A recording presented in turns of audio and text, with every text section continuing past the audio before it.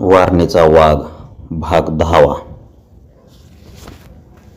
सकाळी सोना सुभेद्राकडे आलेली होती. तिचं मन उठलं होतं. आता मला हा जात सोसत नाही असं म्हणत ती रडत होती. एका भिंतीला टेकून आणि गुडघ्यात मान घालून ती बसली होती आणि एखाद्या लहान मुलाप्रमाणे हुंदके देत होती. सुभद्रा हताश झाली होती. ती सोनाला शांत करायची खटपट करीत होती. तिला धीर देत होती, पण सोना शांत होत नव्हती. रडून रडून तिचे डोळे लाल झालेले होते. सुभद्रा तिला कुरवाळीत म्हणाली, काय झालं आहे ते कळू द्या की. वहिनी, काल उमा आला होता आणि मला काय वाटेल ते बोलला. मी एकटी कशाला तोंड देऊ. शिवाय उमानं मला खुनाची धमकीही दिली आहे. सोना हुंदकेयावरून म्हणाली. आणि वडील काहीच म्हणाले नाहीत? सुभद्रेने चकित होऊन विचारलं. काही नाही, सोना म्हणाली.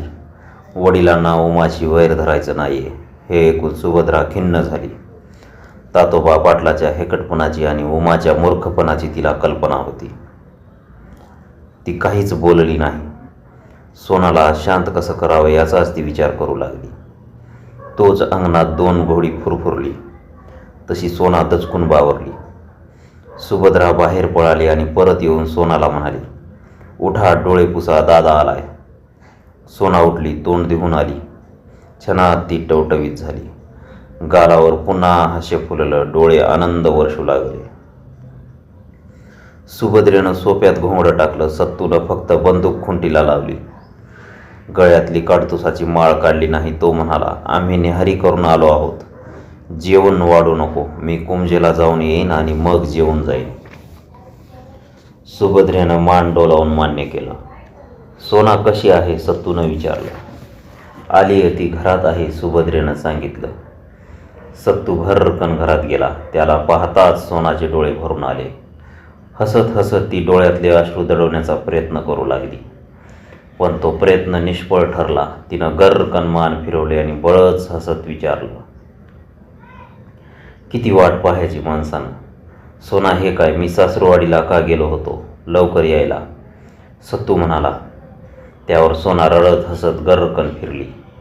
तेव्हा तिच्या पापणीच्या पाकळीतून एक अश्रू ओघळला. तिची अवस्था सत्तूच्या लक्षात आली. तोच सोना म्हणाली, सासरवाडीला गेला नव्हता पण, आणि ती खदकून हसली. पण काय सोना, पण सासरवाडीला यायला किती उशीर केलात? मी सासरवाडीला, पण सोनाने उत्तर सत्तूला बोलू दिलं नाही. ती मध्येच त्याला अडवून म्हणाली, बहिणीचं सासर म्हणजे भावाची सासरवाडी. आणि ती हसू लागली. ती हसत होती, पण ही करारी देखणी सोना अंतरी रडत आहे हे सत्तूनं जाणलं होतं. तो म्हणाला, सोना, तू फारच दुःखी दिसते आहेस. काय आहे ते स्पष्ट सांग पाहू. काही नाही, ती गंभीर होऊन म्हणाली. एखादा खून करून फरारी होणं सोपं असतं, पण एखाद्याच्या गळाला दात लावून फरारी होणं फार वाईट असतं. मला जागा सोडणं अशक्य होतं, पण आईचा निरोप आला म्हणूनच मी बाहेर पडलो. सत्तू म्हणाला, तू मला फार सुखी समजू नकोस. तू आपल्या घरात सुखी आहेस, पण मला जगण्यासाठी काय काय करावं लागते ते मलाच ठाऊक आहे. आणि मी सांगू? सोना मध्येच म्हणाली. तुम्ही हे असलं जगणं जगता म्हणूनच ही सोना वाट पाहत असते. तुमच्या नशिबी हे निघाऱ्याच्या राशीत जगणं नसतं तर मी खरंच सुखी असते. आता मी सुखी नाही. माझा जाच वाढला आहे. बोलता बोलता पुन्हा तिच्या डोळ्यानं भरती आली. ते डबडबले. मग तिनं वडिलांची ताकीद, उमा चौगुल्याच्या खुनाची धमकी हे सर्व सविस्तर सांगितलं आणि म्हणाली, माझ्या बदनामीला सीमाच राहिली नाही. सत्तू सोनाला लवकरच पळून नेणार आहे असं गल्ली बोळानं बोललं जात आहे. हे ऐकून सत्तूचं काळूच सरकलं. तो 2 पावलं पुढं सरकला. हिंमत करून त्यानं सोनाच्या डोकीवरचा किंचित मागं सरकलेला पदर चिमटीनं धरून पुढं ओढला आणि तिच्या कपाळावर आणला. तशी सोना चपापली, लाजली. आपल्या आवडत्या पुरुषाचा तो पहिला स्पर्श होता आणि तोही फक्त पदराला झालेला. पण त्या स्पर्शानं ती पुलकित झाली, मोहरली. तिच्या गालावर पहाटेची उषा प्रकटली. डोळ्यात नवये सूर्यदर्शन उगवले आणि ते घेऊन ती सत्तूकडे पाहू लागली. नजर ताट करून एखाद्या भरमिष्ठासारखी ती त्याच्या चेहऱ्याकडे पाहत होती. मग तिने त्याच्या हाताकडे नजर टाकली. ती मनात म्हणाली, हे हात यांनी माझा पदर सावरला, माझा माथा उजळ राहावा, मला कसलाही डाग लागू नये म्हणून या हाताने माझ्या पदराला स्पर्श केला. सोना, सत्तू म्हणाला, गावात काहीही बोलू देत लोकांना, ते तू मनावर घेऊ नकोस. हा सत्तू या सोन्यासारख्या सोनाला पळवून नेणार नाही, तिला कसलाही कलंक लागू देणार नाही. हे ऐकून सोनाचा कंठ उगाचीच दाटून आला. मग मी काय करू पुढं? तिनं सत्तूच्या डोळ्यात पाहत विचारलं. अरे तुझं मुख मन आता बोलू लागलं वाटतं, सत्तूनं आश्चर्य व्यक्त करत केलं. सोना उतरली. मग त्यानं किती दिवस मुकच राहावं? सोना, मी तर म्हणतो त्यानं फार फार बोलावं, सत्तू म्हणाला आणि सोना त्याच्या डोळ्यात पाहत म्हणाली. ते खरं आहे, पण त्यानं कुणाशी बोलावं? सोना, आता मी कुंजेला जाऊन येतो, मग मला भेट, त्यावेळी सांगेन मी माझं मत. सत्तू उतरला आणि आकारामासह तो कुंजेच्या दिशेनं दौडत निघाला. वैशाख महिना अर्धा संपत आला होता. दिवस मावळतीकडे फिरला की वातावरण काळवंडत होतं. ढगांची गर्दी होत होती. वीज लवलवत होती. कधी ती कडकडाट करून गरजत या ढगातून त्या ढगात दडी मारित होती. वारा उठला होता. ढग विस्कटत होते आणि पुन्हा वातावरण निवळत होतं. पाऊस बसला की नदी नाल्यांना पूर येतील आणि मग 4 महिने आई सुभद्रा, सोना, सई यांची भेट होणार नाही म्हणून सत्तू आज आकारामाला बरोबर घेऊन बाहेर पडला होता. सत्तू कुंजेत पोहोचला. त्याला पाहून बनाबाईला इतका आनंद झाला की ती रडूच लागली. ती रडत रडत म्हणाली, आता 4 महिने येऊ लग, आता मला भोर नाही. दारात सई बसलेली होती. सत्तूला पाहताच ती हर्षभरीत झाली. सत्तूनं तिला विचारलं, काय सई, कसा आहे, खुशाल आहे ना? दादा, आम्ही खुशाल असतो, पण तुमची खुशाली कळत नाही, तवर घास उतरत नाही. सई उतरली. मीही अशी दारात आहे, आईची काळजी करू नग. आणि तुझा राजा कसा आहे? सत्तूनं विचारलं. सई हसत उतरली. माझा राजा आता साताऱ्याला असतो, मावशीकडे राहून तिथंच शाळा शिकतोय. सई, तू राजाला किती शिकवणार? सत्तूनं हसून विचारलं. सई हरखून म्हणाली, मी त्याला वकील करणार आहे. माझ्या मनात आहे की राजा वकील व्हावा आणि त्यानं आपल्या मामाचा खटला कोर्टात लढावा. हे ऐकून सत्तू मोठ्यानं हसला. म्हणाला, म्हणजेच माझा बचाव करण्यासाठी तू राजाला वकील करणार? भोळी सई मानेनं हो म्हणाली. एकाएकी तिला आठवण झाली. ती म्हणाली, दादा, बाबा आला होता, 2 दिवस राहून ही चिठ्ठी देऊन गेलाय. सत्तूनं ती चिठ्ठी घेऊन वाचली. ती चिठ्ठी मेरीची होती, म्हणजे मेरीचा निरोप बाबानं चिठ्ठीत लिहून ठेवला होता. तांदळवाडीच्या चकमकीविषयी ऐकलं, सावध असावं, कसलीही गरज पडली तर कळवावं, संकोच करू नये. चिठ्ठी वाचून सत्तू विचारात पडला. मग त्यानंही एक चिठ्ठी लिहिली. कुमारी मेरीबाई, सनबीबी, तुमचा निरोप चिठ्ठीनं मिळाला, आभारी आहे. या घडीला तरी मी सुखी आहे. मला सर्व काही मिळते आहे आणि जे मिळत नाही ते आपल्याकडे आहे. पण जेव्हा मला गरज भासेल तेव्हा मी तशी मागणी करेन, तेव्हा मात्र मला ते मिळावं. कळावे, आपला सत्तू. ती चिठ्ठी लिहून सत्तू म्हणाला, सई, ही चिठ्ठी बाबा आला की दे. कशाला? उद्याच राजाचं वडील कोल्हापूरला जात्यात, तेच नेऊन देतील, सई म्हणाली. बनाबाईनं जेवण वाढलं. आईच्या हातचे 2 घास जेवून सत्तू परत निघाला. तेव्हा बनाबाईचा आत्मा कळवळला. ती त्याच्या पाठीवरून हात फिरवीत म्हणाली, रामानं 14 वर्ष वनवास भोगला, पण रामापरीस बिवंगाळ वनवास तुझ्या नशिबी आलाय. तो कवा संपणार? सत्तू काहीच बोलला नाही.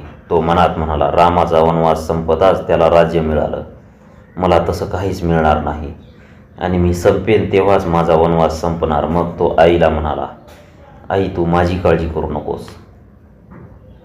बनाबाईनं डोळे पुसले आणि सत्तूनं कोमत सोडली. सत्तू ढगाकडे पाहत टाच मारित होता. त्याच्या एका हातात भरलेली बंदूक होती. आकाराम बंदूक घेऊन त्याची पाठ राखीत होता. सत्तू नांदगावात पोहोचला तेव्हा चिंटू पाटील घरी आलेला होता. सोनाही तिथंच होती. नंतर सत्तूनं चिंटू पाटलाला एका बाजूला नेला आणि ते दोघे बराच वेळ काहीतरी बोलत होते. बऱ्याच वेळानं काहीतरी नक्की करून परत आले. सोना सुभद्रेच्या पाठीमागे उभी होती. तिला पाहून चिंटू पाटील हसला. सत्तूला म्हणाला, मग आजपासून 8 दिवसांनी नक्की. सत्तू म्हणाला, त्या दिवशी सोमवार आहे, लक्षात ठेवा. सोना म्हणाली, कसला बेत केला मेहुण्याने, तुला पळवून न्यायचा, सत्तू म्हणाला. आणि सुभद्रेच्या मागे दडी मारून सोना चित्कारली, आई ग. सत्तूचा निरोप सर्वांनी घेऊन घोड्यावर बसला. घोड्याला टाच मारण्यापूर्वी तो चिंटू पाटलाला म्हणाला, पाटील कामाला लागा, मध्यंतरी मी येऊन जाईल. आणि त्यानं टाच मारली.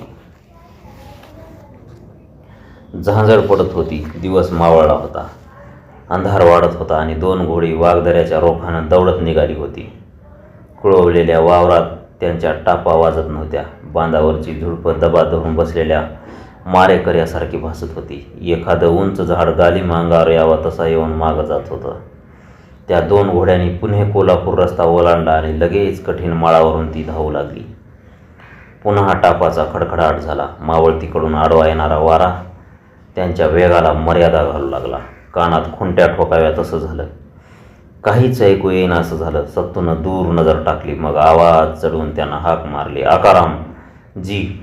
वाघदरा जवळ आला. आता पुढं ते वळण येईल. त्या वळणावर घोड्याचा वेग आवरून डाऊकडं वळायचं, नाहीतर घोडा कड्यावरून खाली कोसळेल. सत्तूनं सूचना केली.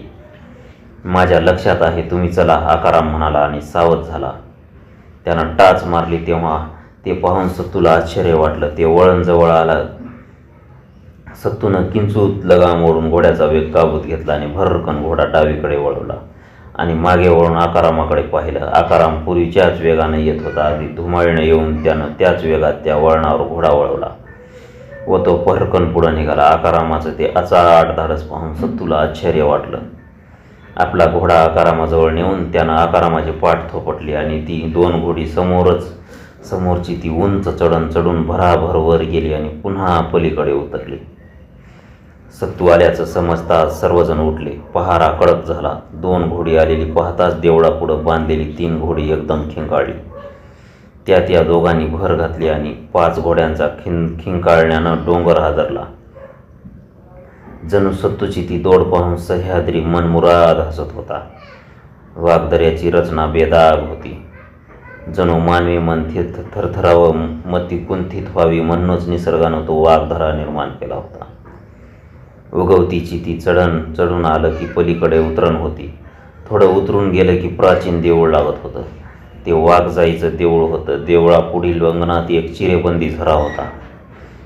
त्याला कावळ्याच्या डोळ्यासारखं निवळ पाणी होतं. पाठीमागे एक विशाल वटवृक्ष उभा होता. त्या देवळापासून खाली एक अकराळ अशी दरी होती आणि पुढं दुसरीची एक डोंगराची ओळ आडवी पडली होती. त्या डोंगरात एक भुयार होतं. ते कुठून कुठं गेलं आहे याचा थांगपत्ता नव्हता. देवळाच्या उजवीकडे एक शिखर उभं होतं. त्यामुळे त्या वाघदऱ्याला एखाद्या सिंहासनाचा आकार आलेला होता. ती जागा सत्तूच्या दृष्टीने निवाराची आणि सुरक्षित अशीच होती. तिथंच त्यानं आपला तळ दिलेला होता. पावसाळा जवळ येताच तो दरसाल गपकन या वाघदऱ्यात येऊन बिनधोक राहत होता आणि पाऊस काळ संपला की शिवारात पिकं उभी राहिली की मग तळवटाला जात होता. सत्तूनं आपल्या लोकांच्या पोटाची संपूर्ण तरतूद करून ठेवली होती. भांडीकुंडीही त्याच्याबरोबर होती. आता त्याचे लोक आपापल्या गावी जाऊन मुलाबाळांना भेटून आलेले होते. सत्तू आल्याबरोबर गुणवंतराव, आनंदा पाटील, गोंदा गोंधळी, चौगुला, पंढरी, मळू, पांडू हे सर्वजण आणि सगळेच बोलत बसले. मध्यरात्र शांतपणे झिरपत होती. सर्वत्र निशब्दता पसरली होती. देवळापुढं 4 मसाली ढणढणत होत्या. 5 घोडी पाठीवर खुगीर घेऊन नाचत होती. सत्तू आपल्या लोकांशी पुढील कार्यक्रमाबद्दल विचार करीत होता. वरचेवर कोल्हापूरच्या बातम्या येत होत्या. लवकरात लवकर सत्तूवर चढाई करावी असा बाबरखानाचा हेतू होता. त्याप्रमाणे एकदा त्यानं प्रयत्नही केला होता, पण बगल देऊन सत्तूनं त्याचा आवेश व्यर्थ ठरवला होता. आणि आता पावसाळा जवळ आला होता. त्यामुळे नाईलाज होऊन बाबरखान पुढील मनसुबे रचित होता. आता पावसाला आरंभ होईल, नदीला पूर येईल, सर्वत्र दलदल होईल आणि तशा स्थितीत सत्तूचा पाठलाग करणं धोक्याचं होतं. मुबलक मानवबळणी, भरपूर हत्यार यांनी केवळ कार्यभाग साधणार नसून त्यासाठी परिस्थिती अनुकूल असणं हे फार महत्त्वाचं आहे असं म्हणून खान अनुकूल परिस्थितीची वाट पाहत होता. प्रांतातील दगलबाज खानकडे खेटे घालीत होते. उमा, दादा पाटील, बोडके, सरदेशमुख हे वरचेवर येऊन त्याच्या कानात काटकं घालीत होते. पण खान महाधूर्त होता. तो जागा सोडित नव्हता. या परिस्थितीचा विचार करून सत्तू म्हणाला, पाऊस उघडला की बाबरखान कहर करेल. त्याला मैदानी लढाईची फारच खुमखुमी आहे. तेव्हा आपणही सावध असणं योग्य होईल. ज्या दिवशी बाबरखान वारणा ओलांडीन त्याच दिवशी त्याला हवी असलेली लढाई भडकेल. परवा आम्ही बगल दिली म्हणून खानाची हिंमत दुणावली आहे. पण आपण बाबर खानाचा उगीच बाबुलबुवा करायचा नाही. काही काळ हुलकावण्या देऊन त्याला बेजार करायचं. जागोजाग आपली माणसं अगदी सुरुंग पेरावेत तशी पेरून ठेवायची आणि त्याला असा मार द्यायचा की त्याला आपल्या आईचं दूधच आठवलं पाहिजे आणि आम्हीही त्याला आपल्या आयाचं दूध प्यायलेलो आहोत हे त्याला कळून आलं पाहिजे. मात्र एक करा, कबीरा, दादा पाटील, उमा चौगुला, बोडके, नामदेवराव या घातकी लोकांवर सक्त नजर ठेवा. मग मी म्हणतो ते एका गोंधागोंधळी डोळे मोठे करून म्हणाला, असली घातकी माणसं जिवंतच का ठेवायची? नाव जाऊ दे मरून, काय होणार आहे? ऐशी तिथं 85. गोंधाचा बोल सर्वांना पसंत पडला. सर्वांनी माना डोलवल्या. आनंदा पाटील म्हणाला, जोड्यात खडा खोपावा तशी ही माणसं सारखी त्रास देत आहेत, ही काढून टाकायला काय हरकत आहे? पंढरी मांग म्हणाला, पण ही ओझी आम्ही पाठीवर का वागवायची? मी म्हणतो देऊया की फेकून. तुमचं म्हणणं मला मान्य आहे सत्तू म्हणाला, पण तुम्ही हे लक्षात घ्या की आपण दिवस उगून मावळेपर्यंत त्यांना निपटून काढू शकू याबद्दल शंका नको. आणि ती माणसं आज वर्षानुवर्षे आमच्या मागे सावलीसारखी वावरत आहेत. परंतु सावलीला पाहून थिजून मरणारे आपण आहोत का? तसं असतं तर आम्ही जिवंत राहिलो नसतो. म्हणूनच मी म्हणतो की त्यांना जीवन ठेवूनही आम्ही जिवंत आहोत. म्हणूनच आपण फर्जी आहोत. आणि खरं सांगतो, मला खून करणं पसंत नाही, कारण एकच खून करून मी जन्माचा दुःखी झालो आहे. आता आणखी खून नको आणि कुणाच्या पोराबाळांचा तळतळाटही नको. लढाई आणि खून यात फरक आहे आणि लढत लढत जिवंत राहण्यातच काहीतरी अर्थ आहे. नंतर कुणीच काही बोललं नाही. मध्याह्न रात्र झाली. पहाऱ्यावरची माणसं बदलली. चांदण्याच्या बाजल्यानं जागा सोडली. डोंगरात सामसूम झाली आणि सर्वत्र भेसूरता पसरली. सत्तू वाघजाईच्या देवळात जाऊन झोपला, परंतु त्याला झोपच लागत नव्हती. मस्तकात विचारांचं काहूर उठलं होतं. त्याचं मन भूतकाळातून भविष्यकाळात ये-जा करीत होतं. तो अंतर्मुख होत होता. आपण एका भयंकर संकटात आहोत, एका चक्रव्यूहात सापडलो आहोत. त्यातून सही सलामत बाहेर पडणं शक्य नाही याची त्याला जाणीव होती. परंतु आता पाय गाळून तरी काय होणार आहे असं त्याला वाटत होतं. अखेर शेवटी त्यानं स्वतःला सांगितलं, जे काही व्हायचं असेल ते होणारच, मग त्याचा विचार कशाला. नंतर त्याचं मन नांदगावाकडे पळालं. त्याला सोनाची आठवण झाली. आता त्या सोनाचं काय होणार? ती भोळी आहे, पण तशीच ती शहाणी आहे. ती आता माघार घेणार नाही. खरंच ती मूर्तिमंत तलवार आहे. चिंतू पाटील काय करतात कोण जाणे. सरकार, कायदा, बंदुकी यांची आता सवय झाली आहे. पण आता येणारा प्रसंग